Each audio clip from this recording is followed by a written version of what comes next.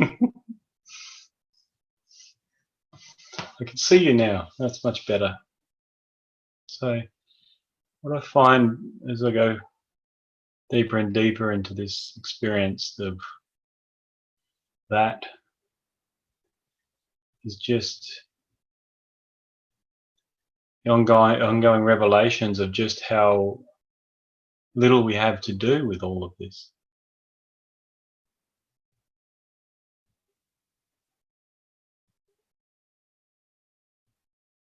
How we truly can let go of the wheel and be taken care of.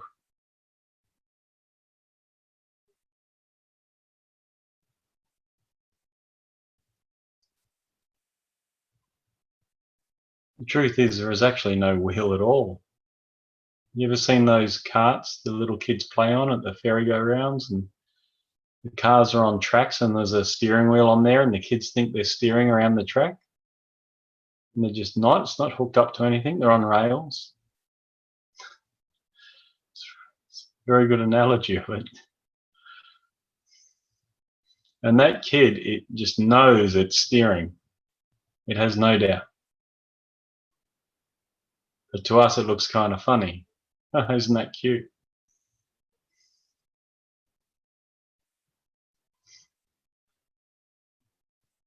Those silly kids. When they're older, they'll know. They'll know.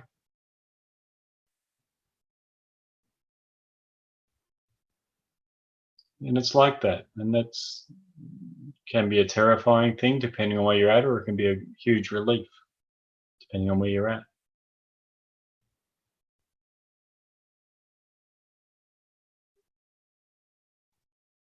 Just think, you're being taken care of. You always were. Might not be what you think you need, or you think you want. That doesn't make it any less true.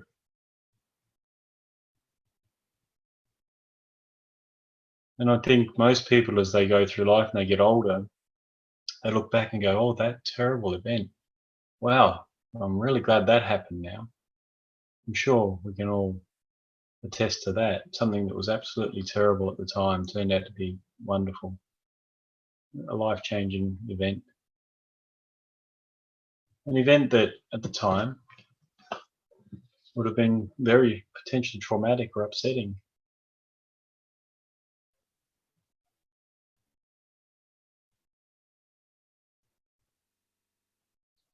I don't think anyone expected their life to go the way it is.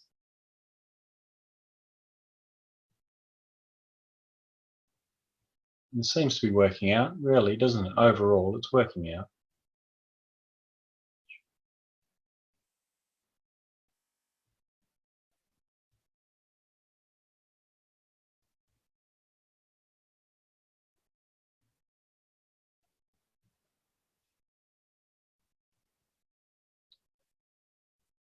So the last satsang we had a little chat about stillness. One of the members is a bit new to the concept and had a lot of trouble staying still.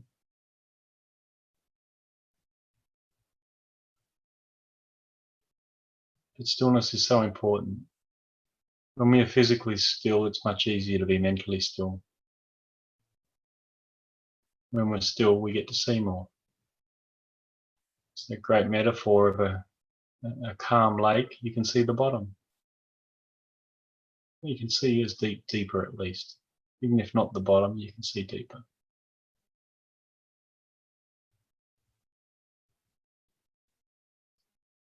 What we tend to do is consistently throw anything from little pebbles to rocks in the water and create ripples, and that blurs the world.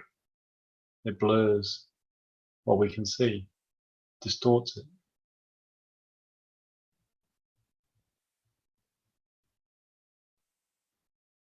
But we don't know it's distorted. Because it's not as obvious as a rippled lake. It's much more subtle.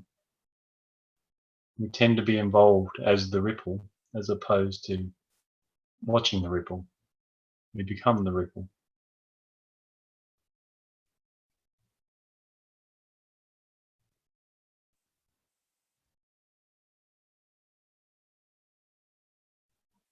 We don't realize we created the ripple.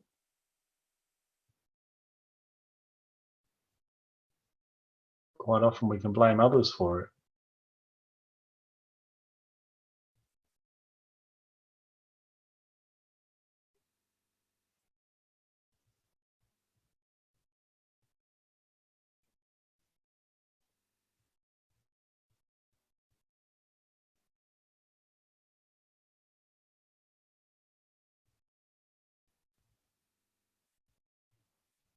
Which in effect creates more ripples. We become blinder. We can see less and less.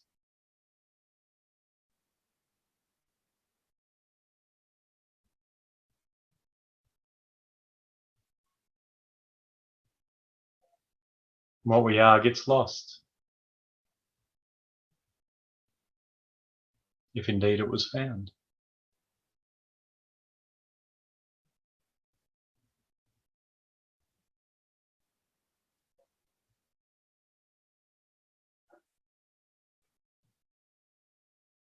So we need to learn to stop throwing stones, because we hurt ourselves. When we can't see clearly, we can't act clearly, we can't be. We get caught. We get caught in the troughs and the peaks.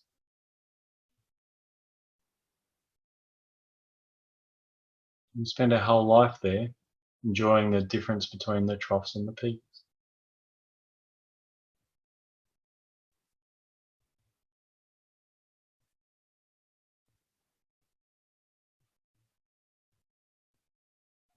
And it's a tumultuous life.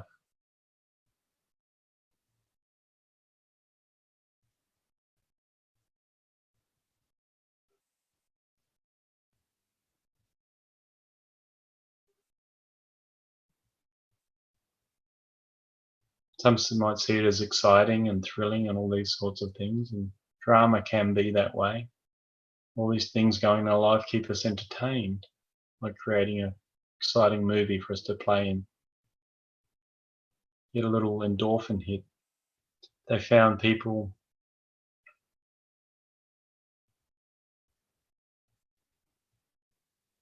that complain or get angry. They get a little endorphin hit from it. The brain gets a little drug hit.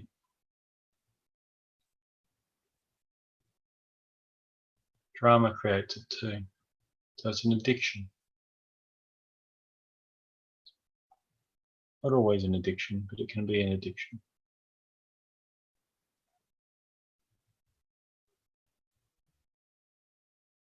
And so in these circumstances, it has to be perpetuated, because the person needs to hit.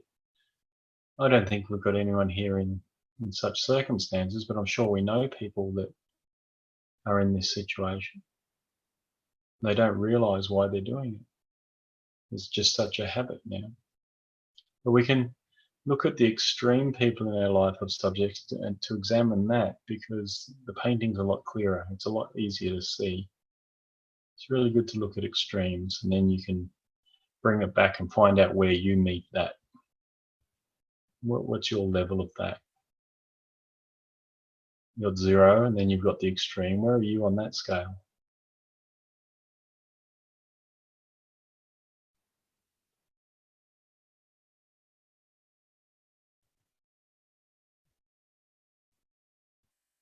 Then we can start looking for the ripples. What am I throwing out there? What am I throwing in the pond?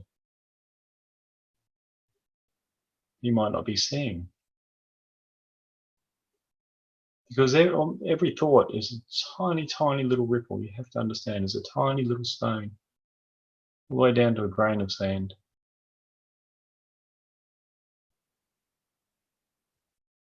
I'm not saying everybody has to run around silently and beat themselves up over it, but we can at least start stepping in that direction, no? Nice and slowly and gently. Start coveting or appreciating stillness and silence more. Just start developing a habit.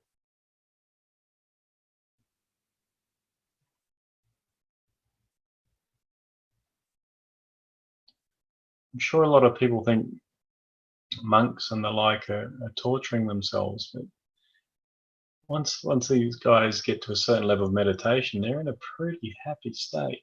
Their life's pretty damn good. You have to understand this. I remember just looking at them and going, man, those guys, ouch. Because meditation was so difficult for me.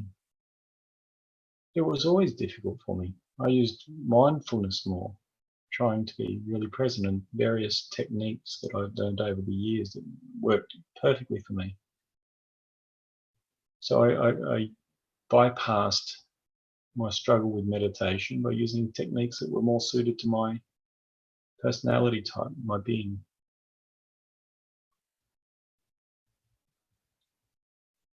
But I had to go find them.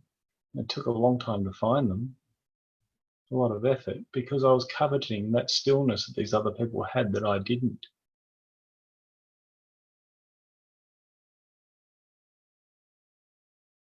If you're going to compete at anything, try to compete to be the stillest person you know. Most silent. The one with the calm waters.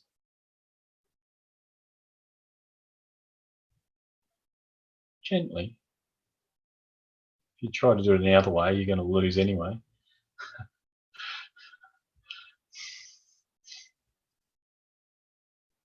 We don't need to do that.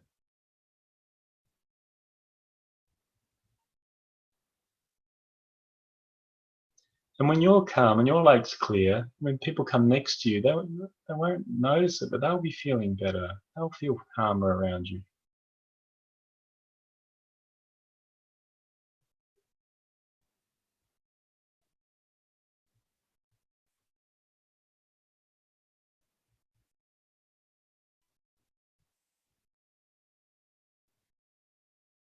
And that's great for children too, to have calm parents. Genuinely calm, not passive, hostile. Genuinely calm parents. Then they learn that's a good way to be in the world. They see the results, how that works.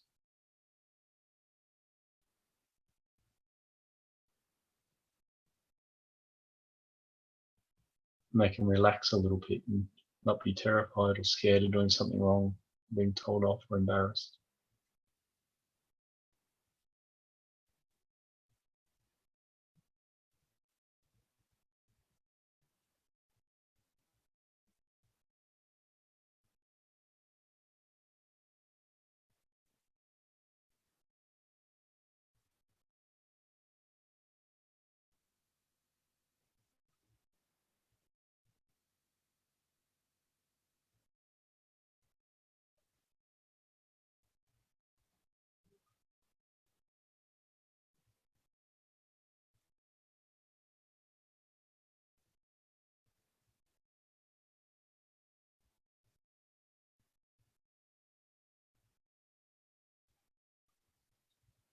So the longer you stay silent and still, the more you can unwrap. More layers can come off. When more layers come off, more what's the word, frequencies become available to you that weren't previously available.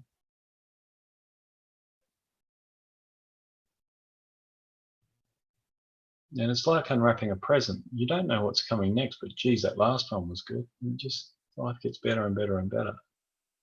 Sometimes the unwrapping's uncomfortable. There's a bit of dirt trapped in there or a bit of mud. But that's okay, because you know what's under it.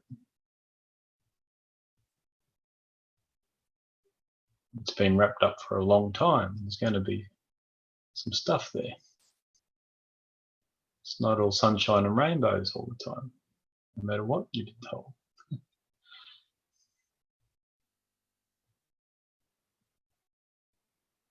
But the more still and silent you are, equanimity the Buddha called it, or equanimous you are, the less of a problem that is. And the welcoming can be there. Welcome, welcome, welcome. You were there anyway, I can see you now. And it's a welcoming.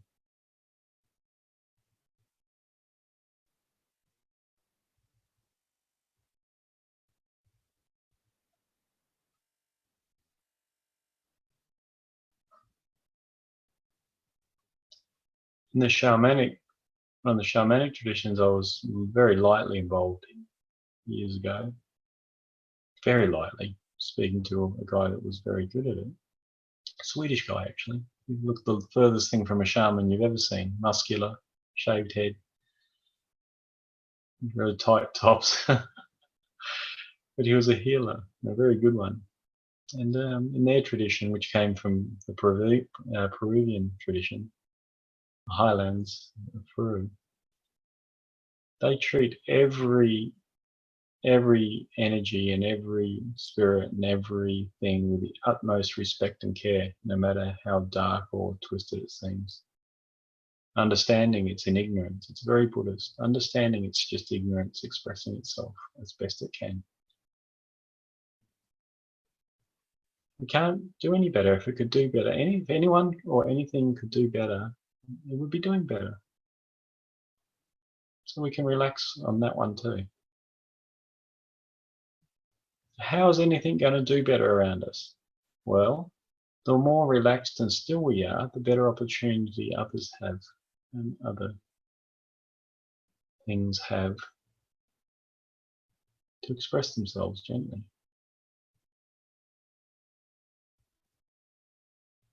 This might be the first time they've ever met a heart.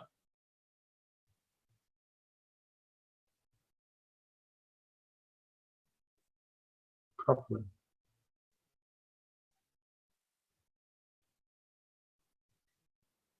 And that might have nothing to do with them. The fact that it took so long.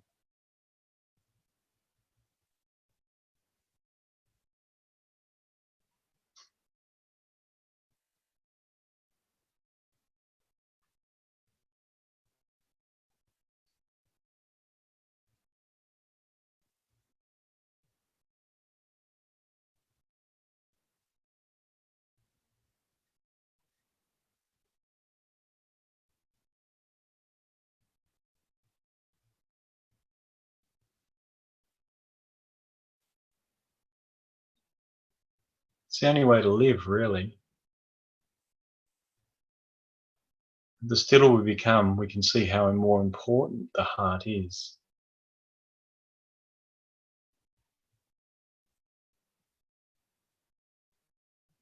And heartless relationships or heartless conversations are dead. There's no life in them. Dead.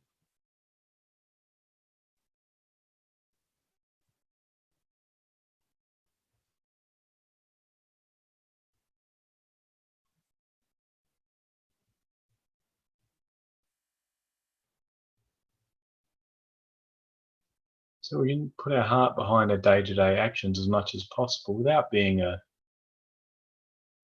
guardian of the galaxy, a white knight running around annoying everybody.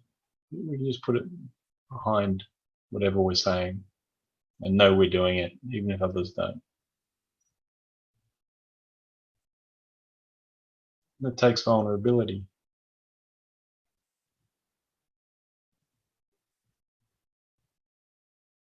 Which again becomes more possible in stillness, because you'll notice when you're starting to become unvulnerable, you'll see the ripple, because the water's calm. You'll see, oh, what's this?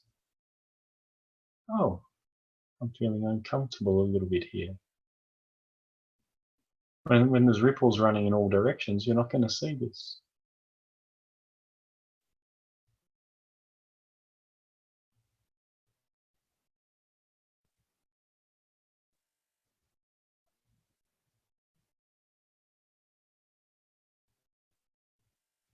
Be moving too fast.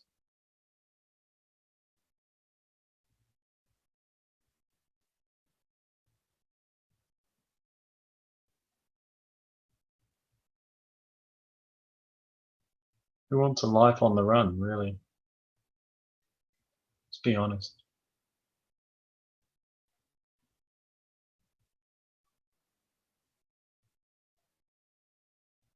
Running from adventure to adventure, skipping over one thing after another.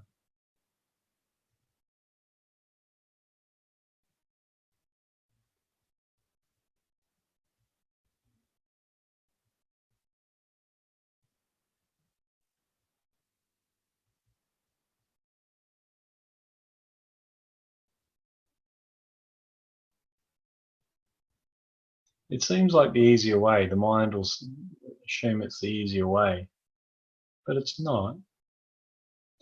It's easier in the short term, but it's a long continued problem instead of a shorter, intenser problem. That once it's gone, it's gone. And that's it. Done. Wrapped. Finished. Thank you. Free of that.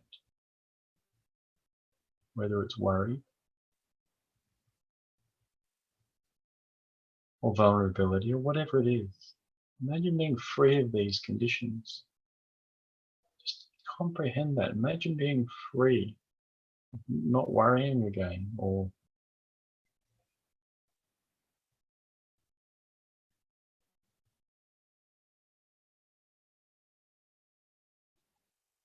whatever it is that ruffles your feathers.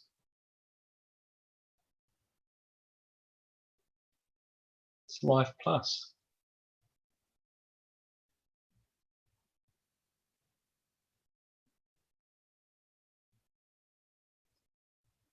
Stillness is a prerequisite for finding out who you are. We have to be in a certain level of stillness. It's only in stillness that we can drop through the matrix, I guess is a good word, a popular word these days. The movie came out, drop through the matrix into, oh, you don't drop into a dungeon with a bunch of smelly guys eating white goop.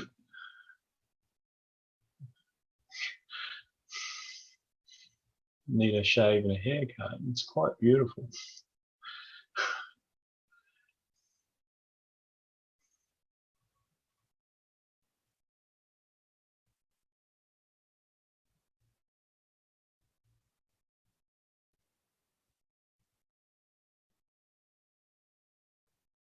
And you can see that everyone's running around and they think they're going somewhere. And I'm not sure where they're going. I'm really not. Everything seems so important. I haven't got time for each other, rushing. Oh, I've got to go. Yeah, and an extreme example of that is when you go to somewhere like New York. And people are jogging to get a cigarette, going back to their unit and sitting around for the rest of the afternoon, and they're moving at high speed. It was fascinating. Everybody looked like they were the top CEO of a giant company. Some of them, wearing thongs and whatever else. It's fascinating. So where are all these people going so quickly? Then the other extreme is when I moved to Hawaii many years ago and spent some time there, I noticed how fast I was. So, oh my God, I am fast compared to these guys. I really need to slow down. Because I was standing out big time. So I thank the beautiful Hawaiian people and their culture for that and many other things.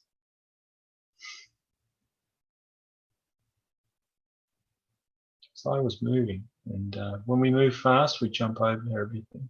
Can't see. The wind ripples the water of our movement, even if we're not thinking. Just the speed we're moving at puts a mist over it.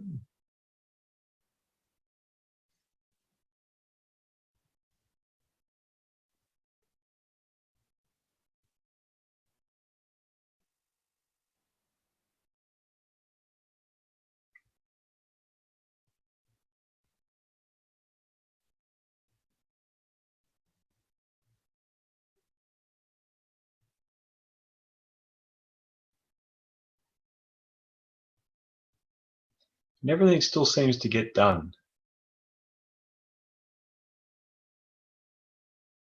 Maybe not quite in the time frame it could have been done, but it gets done and you live for the period you're doing it. That's the swap. When we're running around too fast doing all our things, leaning into the future when we walk, like in New York, everyone's leaning forward. Everyone's sort of, not everyone, it's a terrible word, absolutes, but so many people are going everywhere like that, leaning into the future. That's what I noticed.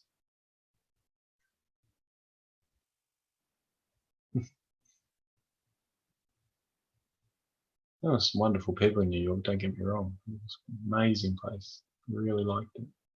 That's just the peculiarity from my perspective, from where I came from. It allowed me to see myself a little bit. And so did the Hawaiians. They were extremes.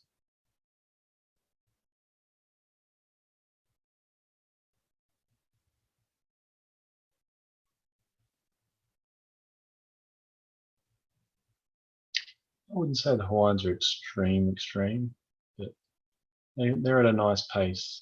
I'd say they're pretty good, pretty central actually. Yeah. Maybe to me it was extreme when I got there. Relatively. It took me years to slow down. Years. Didn't happen overnight.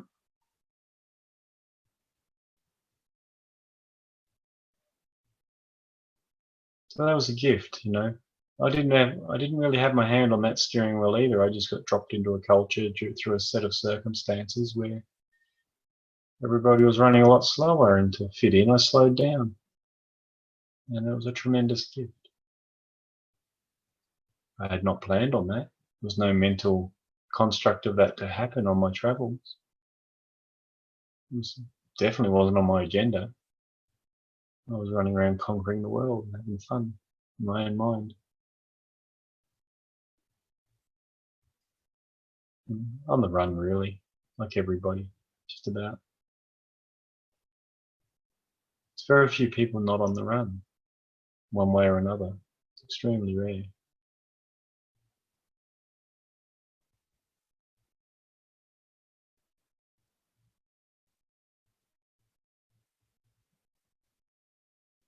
And that's okay. That's exactly how it's meant to be right now, just like everything is.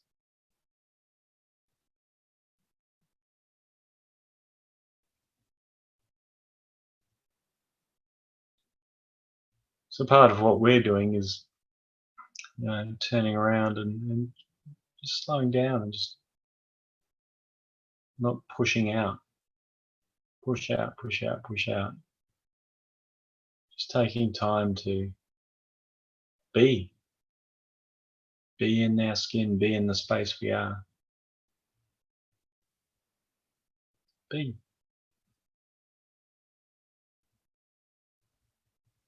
2 letters, so simple, be.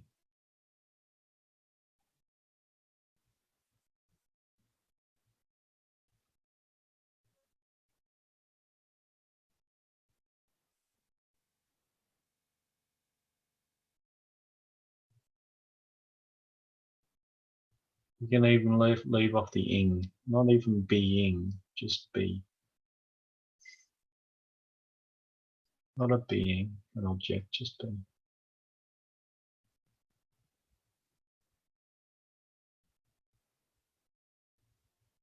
There's not many human beings being, or be. We're human doings, human rushings.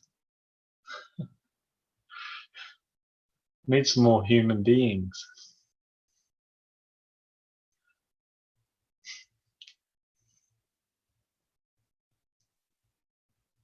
That's what Satsang's about, isn't it? Just finding a deeper level of ourselves, being there for that, and finding a little bit of ickiness on the way and being there for that, and finding some good bits and being there for that, and finding some more ickiness and being there for that. Just be. Till there's nothing left.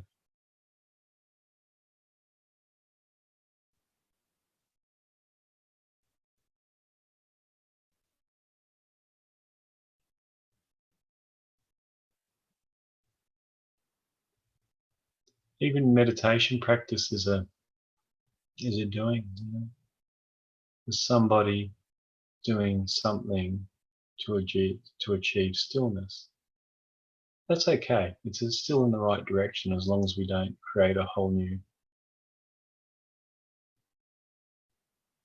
spiritual personality about our meditation, how long we've been doing it, like we see so often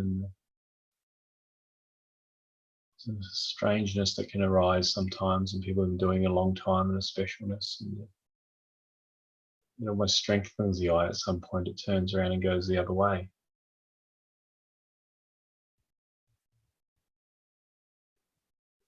So we have to be mindful.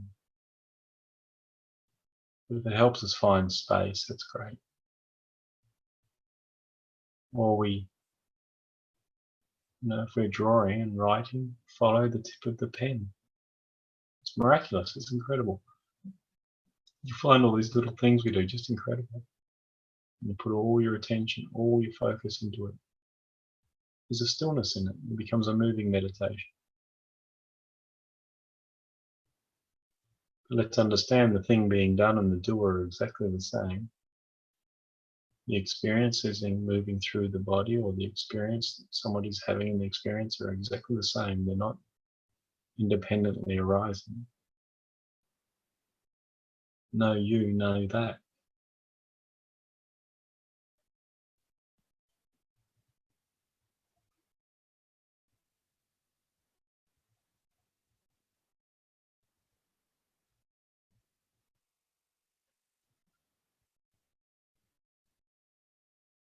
So it's all relying on you being here.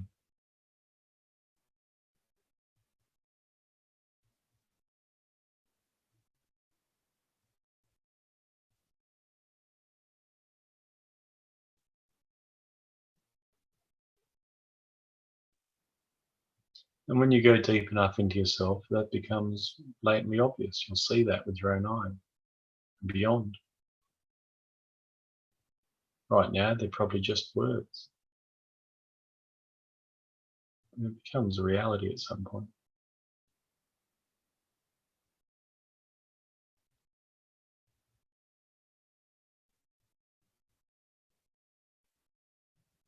And if you've ever had that glimpse, that's a nice place to return to and try and spend time there as much as you can, instead of it being a point you've dropped into or gone up to, whichever way you want to look at it. You can start to plateau that out as an understanding, the real understanding.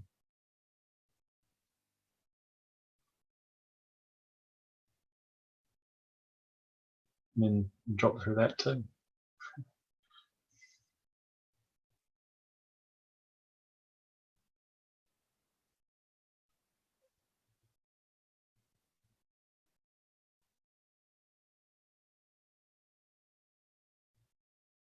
So we know what it feels like if we, in moments of quietness and tenderness and sensitivity and stillness, when somebody comes around us that's operating at 100 miles an hour, spends their life in a manic state, has all sorts of issues and dramas going on all the time, it becomes blatantly obvious to us it's very uncomfortable. I'm sure we've all had that experience too, and maybe we've created that too for others in the past. So we all know the difference.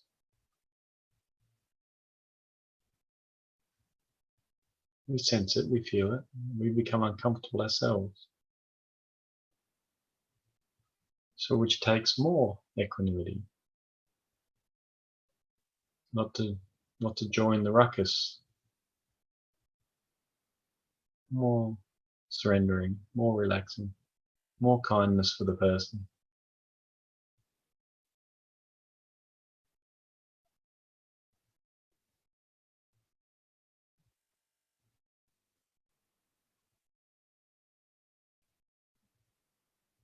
Yeah, we have to understand they're suffering. If we're all calm and they're not, they're the ones that are they're in turmoil. They might be living that way permanently. Or, permanently is a big word, but a lot of their life is in that way. A constant wave-making machine.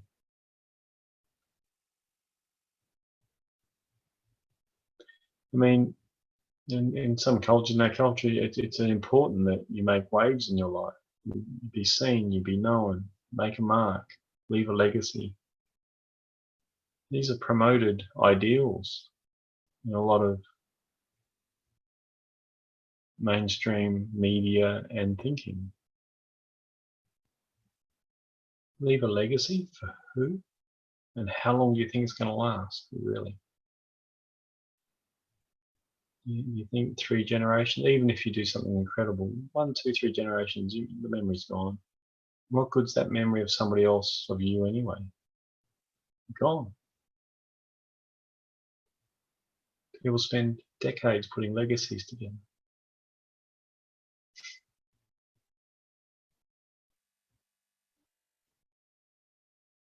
Because they don't know who they are. And they're not looking. They don't know what they are.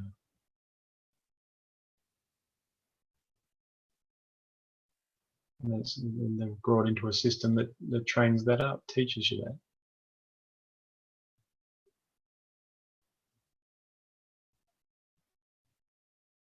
Top of any game are heroes. How many of these heroes do we see?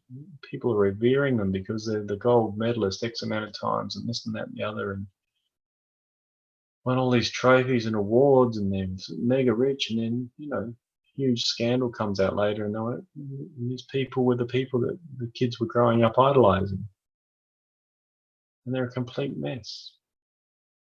In so many aspects of their lives, they were very good at one thing, and the rest of their life, quite a lot of it was a mess.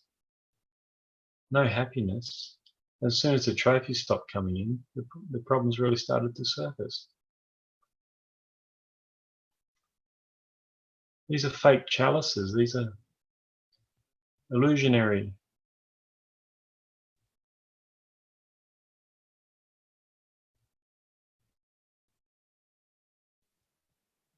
There's no peace there.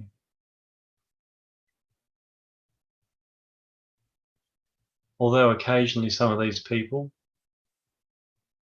have expressed themselves so fully in the world and been so huge and so loved and had everything they ever desired and dreamed of, and then realize, oh my God, it's not here. As much fun as this is, I still feel lonely or unhappy when I turn the light off before I go to bed. When the show's over and I'm switching that light off to go to sleep, there's a darkness here, or an uncomfortableness here, an unhappiness here. A void, an uncomfortable void. Something's missing. And occasionally some of these people become great practitioners of charity and meditation and all sorts of things. So some people, this path's there for them to understand that it's all fleeting. You get it and then you want more. What we're looking for is already here. It never left. It was never not here.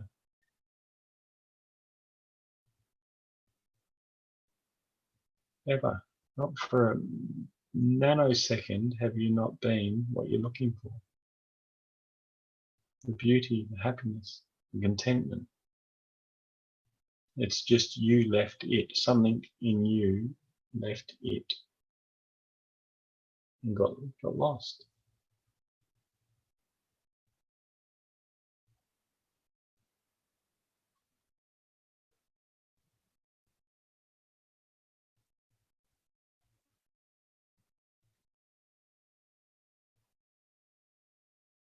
When I say you, I'm talking about identity. You as an identity, separated. You're 1,000 strand weave, you know. It's very hard to see. This little blanket on top of the lake, you know. Very finely woven in some cases. Sometimes it's quite rough. Nonetheless, it's blocking us seeing under the surface.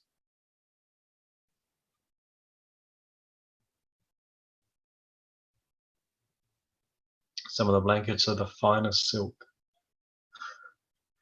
It'll be even better than the top of the water, you know. Very, very, very seductive.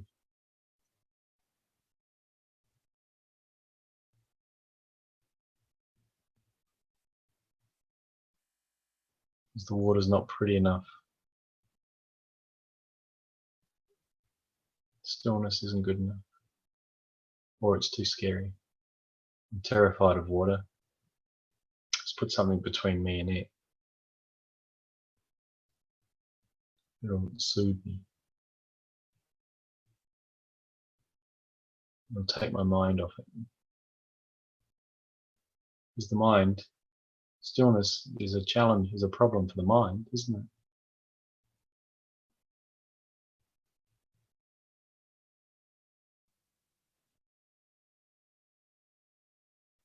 It's got no job.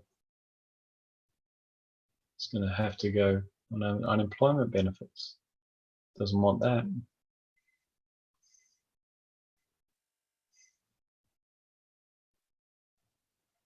So it will kick them back and cause ripples and distract us and find new businesses and adventures and countries and things to do and buy. Anything but be unemployed. Terrifying.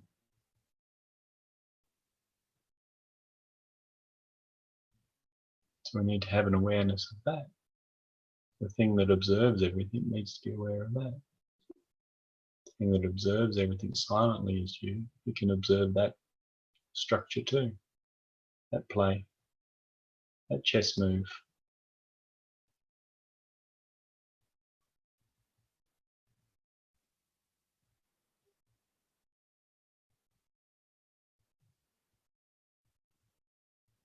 Trapped in the world of 10,000 things. Lao Tzu.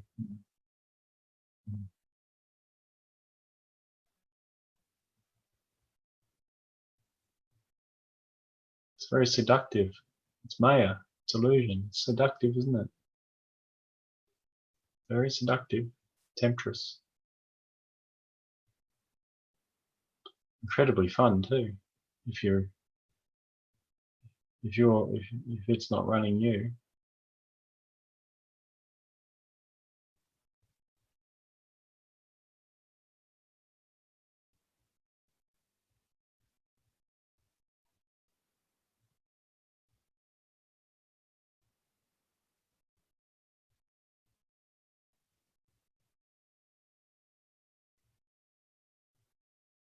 So how do we turn these wonderful ideas into reality? Finding stillness. We practice. Because you hear people saying, just drop it, drop it. Yeah, that kind of works, but then we forget to drop it at some point and it's all over. And then we're off back in the world again. We're dealing with I've said it before, it's, the master magician combined with the master hypnotist. It's a challenge. That's what you're up against. And you are that too. Like, we're part of that game.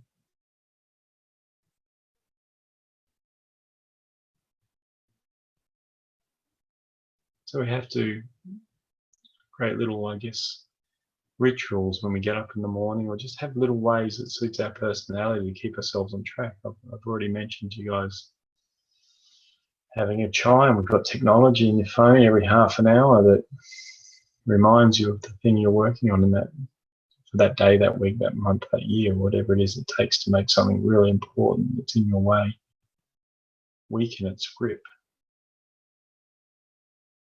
Only you can set that up. I can't go to everyone's phones and start setting that up and check in every half an hour and make sure you're doing it.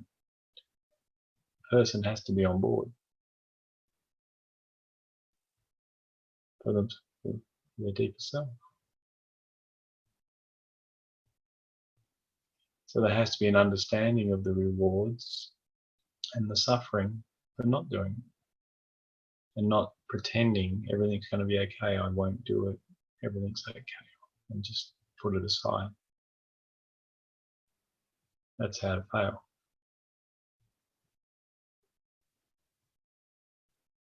Make this more important than other things that seem important, but that will later be revealed to not be. And you'll have a chuckle about it later if you do what I say. See a lot of ridiculousness. A lot of ridiculousness in your ways in the world as you progress deeper. Degress. Is that the word? Is that the opposite word of progress? Degress. So we expand out. As we expand into ourselves. Instead of this contraction we've become. Contraction of existence, of life.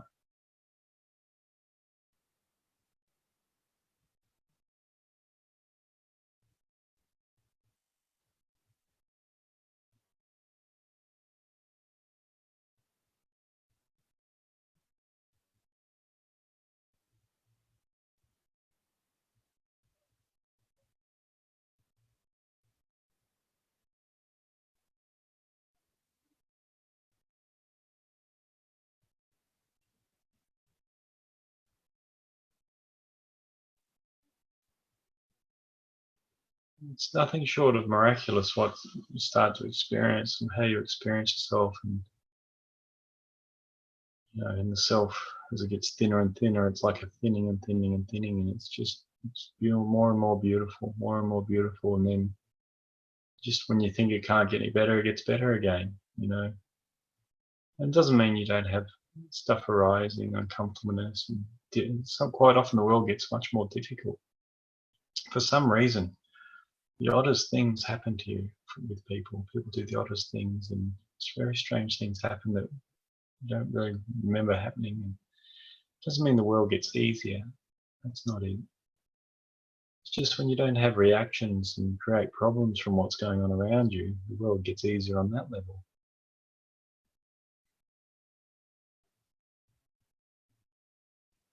So the further we go, that's why equanimity is so important, and practicing early on to be okay with whatever is. You start that immediately, because that practice takes you right through.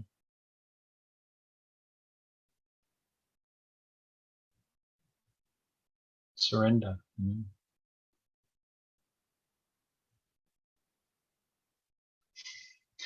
Don't be that kid on the monorail thinking he's driving everything. Surrender to the fact that you're not. So just relax. Stop driving yourself out there like a maniac if you are doing that.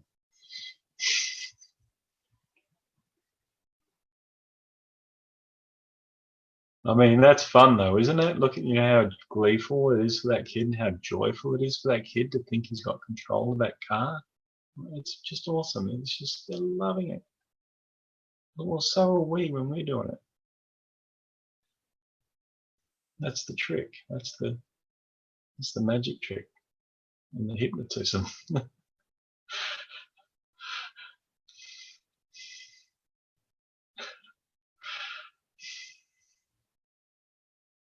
So funny. I look back and just look back at my life, at what I thought I was doing. It was just happening. Oh, how easy it is to just, it's okay, it's all good. Life's better. It's not, it sounds like, oh my God, life must be boring. What do you do? It must be very dull. What do you do? Sit there looking at the wall all day? No, you just all is. It's all wonderful. Every moment's fresh. You die in every moment. Death is life. You die in every moment. So you're alive in every moment. Every out-breath's some death, Every in-breath's just you. And that's it. When you have that, everything else is a bonus. So what you need to achieve on the bonus level drops dramatically, and life just gets a lot simpler. Tremendously less expensive. Tremendously more joyful. More hearty.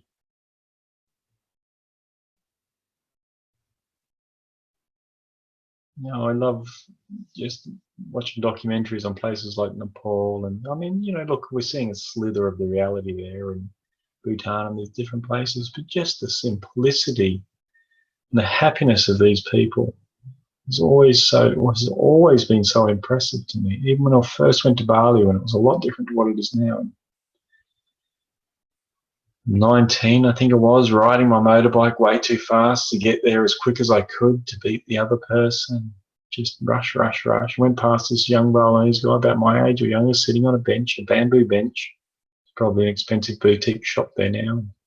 Smiled at me as I went past. 4 hours later, I came back, wow, 100 miles an hour on my motor, looked over, and the same guy's sitting there in the same position, smiling. I'm going, that blew my mind. That was very much a turning point for me. It's like, hang on, I can't do that. If I'm not moving and doing something, I'm in trouble. I can't do that. Why? What's going on here?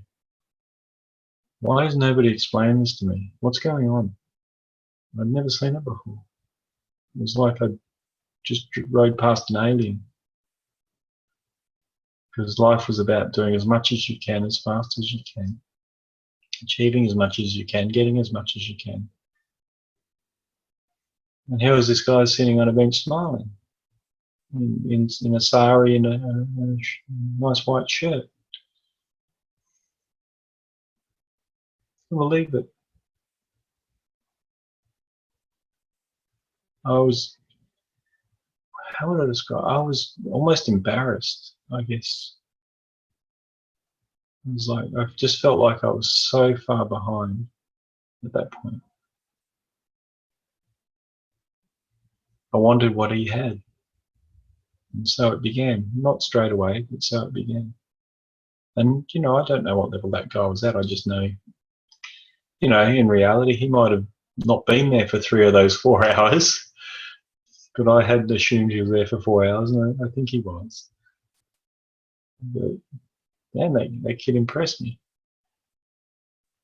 And I hadn't seen anything like that before. I'd grown up in a small town in the middle of nowhere, and then a busy, bustling city, and there was no one doing that sort of stuff that I could see. So it wasn't a part of my reality at all.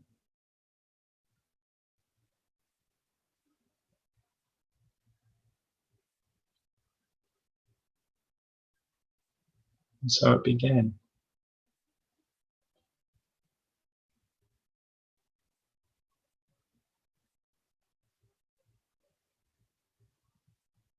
Simplicity, just being.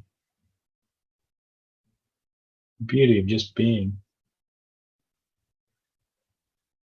And when you're being, you're seeing.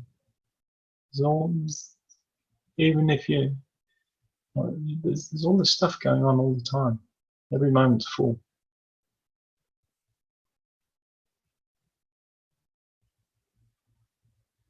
It's effortless effort, I think.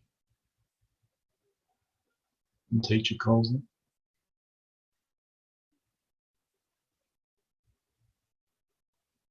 It's good. I like those 2 words.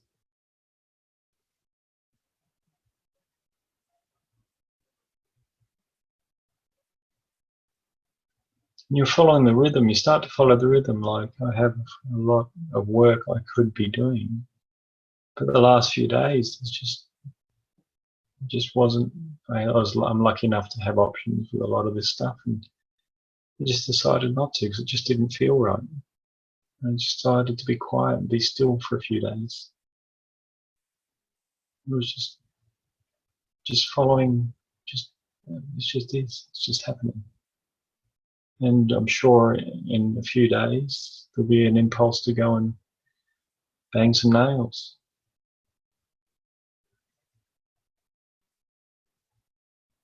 Of course, we're not always going to have that luxury, but we can still be present with whatever situation we're in and whatever chores or things we have to do. Is that old, well worn out, very well worn out Zen saying before enlightenment: chopping wood, carrying water; after enlightenment, chopping wood, carrying water, or sweeping floors, whichever one. And that's true. It's just before it, you're probably dreaming and thinking about other stuff, or distracted or unhappy that you're doing it, creating ripples. And after enlightenment, it's just happening. and it's a much better experience. It's exactly the same action. It's just a quantum shift in experience, in existence. You're existing now. Resistance is suffering. Ultimately, any thoughts are resistance. Not that thoughts are evil or anything like that. It's not what I'm saying.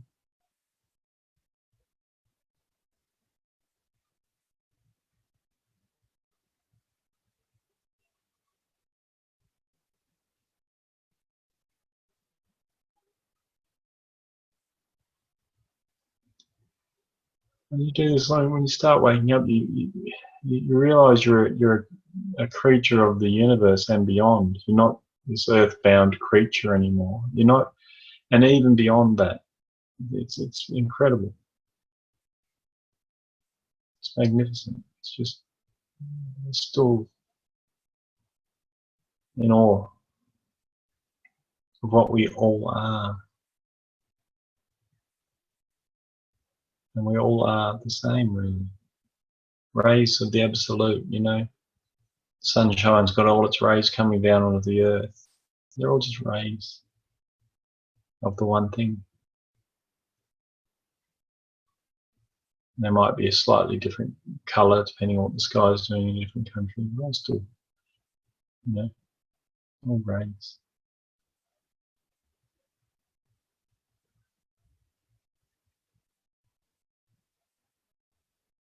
That have condensed themselves so intensely that they begin to suffer.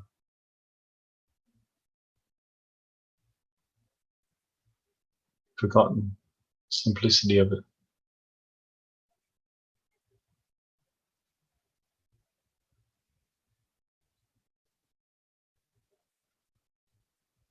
Sad, you know, sometimes I'm just watching the world, just watching people, what they're doing to themselves. It's very sad. Just walking along, it's very sad. And you see the person has no control over it, no even recognition of it. They don't know what's going on. They're just hurting themselves. And there's nothing I could say to help that person. You just know. Because it'd just be an alien language. All I can do is just, you know, give them my heart. I guess that's all I can do.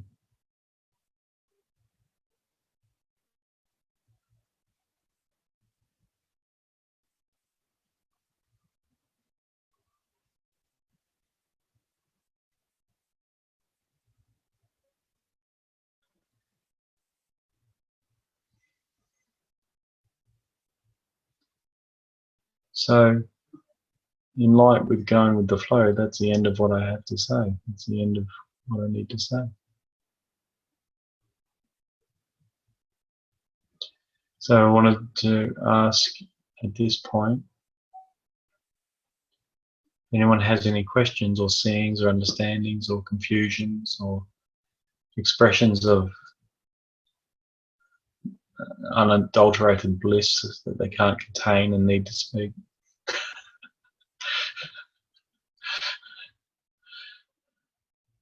Does anyone have anything? Okay, just let me.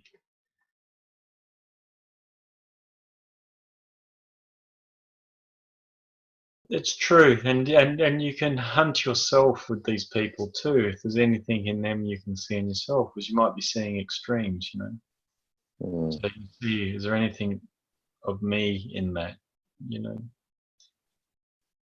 And it's always best to be trying to find yourself in all situations. Where am I showing up in that? What are they doing that I have a very minuscule version of?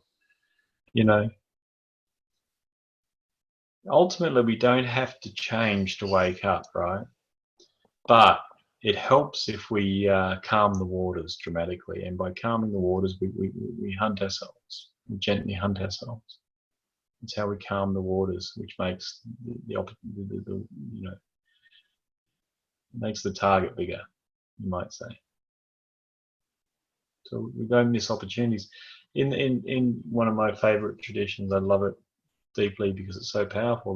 They do that deliberately. They put themselves into difficult situations with difficult people. At times, difficult people. I'm sure you get a lot of great people in the taxi too. A lot of, like you say, of course, you're going to have people that are struggling, and you're pushing yourself into that